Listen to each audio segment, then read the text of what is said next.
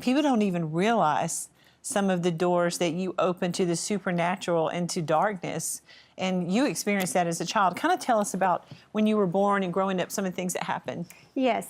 Well, my grandmother was into witchcraft. She was into voodoo. She had voodoo dolls. And me and my two older sisters were very young when we were introduced to witchcraft and incantation books by my grandmother.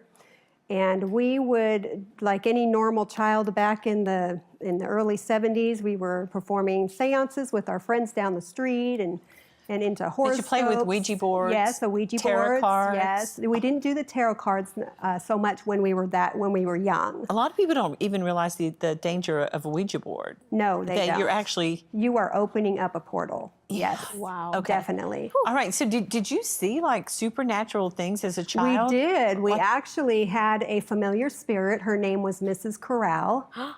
And our parents introduced us to her and said she was our familiar spirit and that she would be the one that would guide us through our life and take care of us. And what did that look like, sound like? I mean, for people watching, like, wait, what? Well, it was normal for us. I mean, we would like...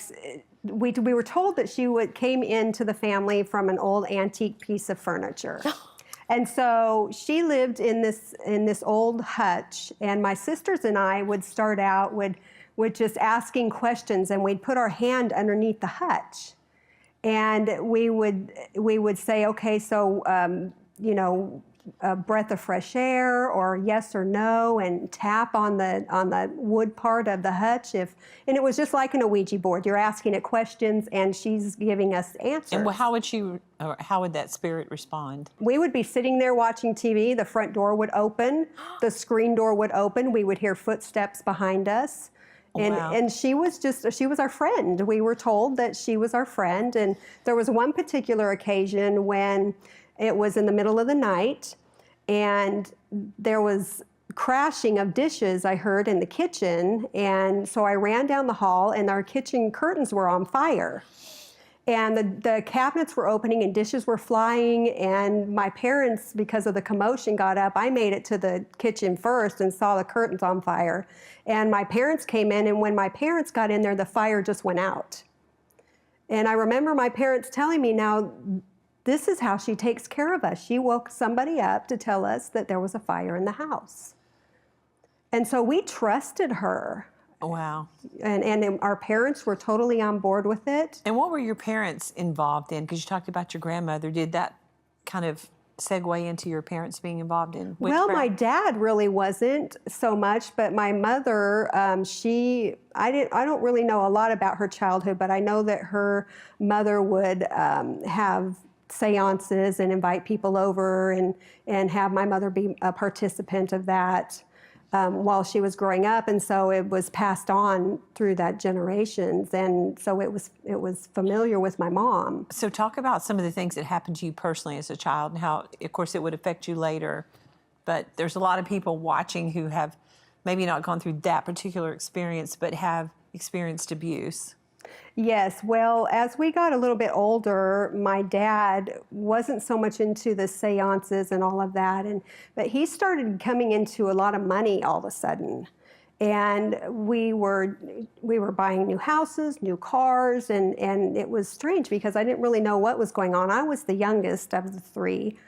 And I would be waking up at night hearing screaming and yelling and fighting, and you know, my sister and my mom would be fighting with him. And fortunately, my older sister got out of the house early enough. She started her own family, but my dad took it a step further and got into Satanism. It started out with him just taking me up to his workplace and smoking a joint with me. I mean, I was getting high with my dad when I was in 5th grade.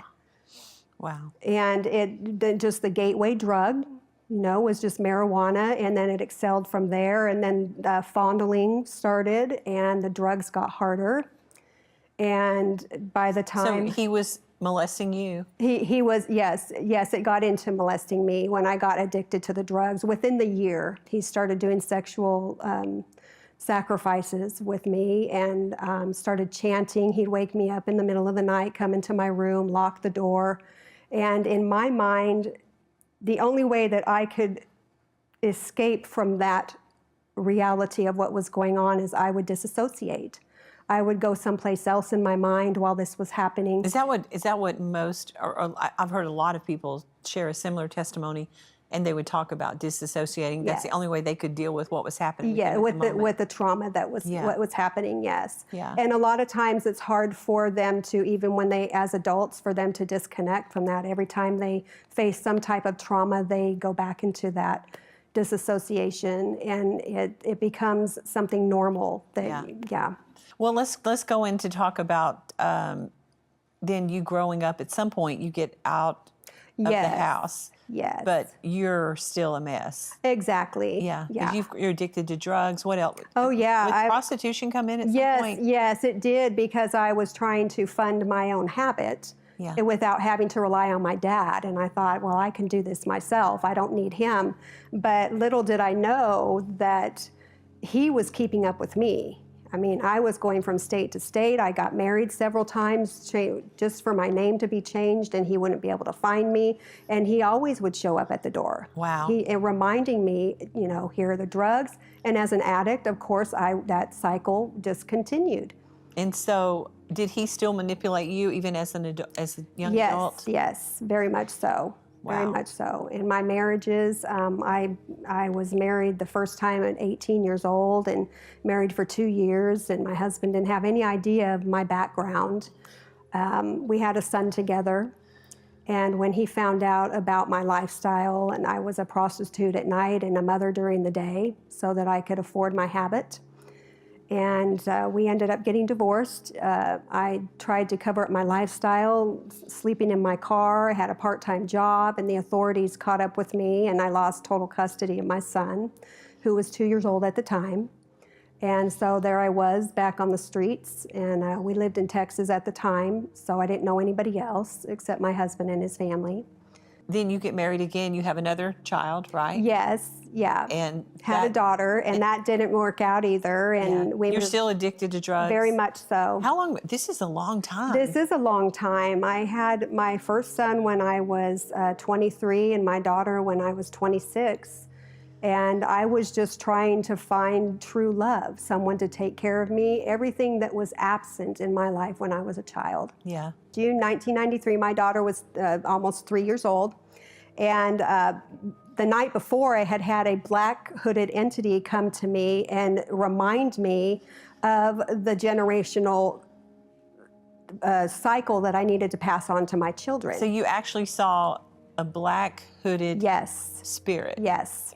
And you talked to it? Or he talked to me, and he kept saying, it's time for you to pass on to your daughter what your grandmother had passed on to you.